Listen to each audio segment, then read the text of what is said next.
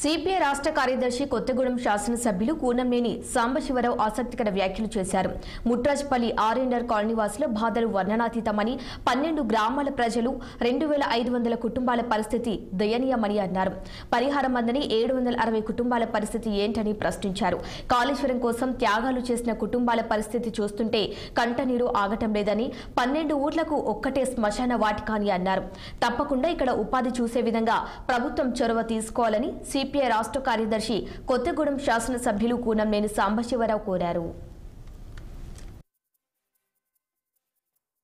సాగరం ఆ చెరువు కింద ఉన్నటువంటి దాదాపు 14 గ్రామాలకు సంబంధించినటువంటి 2200 కుటుంబాలను, 12,000 పైగా జనాభాను అక్కడి నుంచి బలవంతాన ఖాళీ చేయించి ఇక్కడ ఆర్ఆర్ ప్యాకేజ్ పేరుతో ఈ ప్రాంతంలో ప్రజ్ఞాపూర్ దగ్గర కాలనీ ఏర్పాటు చేయాల్సి జరిగింది.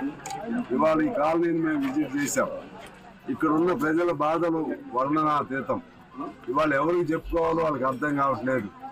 వాళ్ళు ఓట్లేయించే గెలిపించినటువంటి మాజీ ముఖ్యమంత్రి గారు, ఇప్పుడు ఎమ్మెల్యే అయినటువంటి కేసీఆర్ గారేమో వాళ్ళకి దొరకడు. అసెంబ్లీలో వాళ్ళ గురించి చెప్పేవాడు ఎవరు తెలియదు.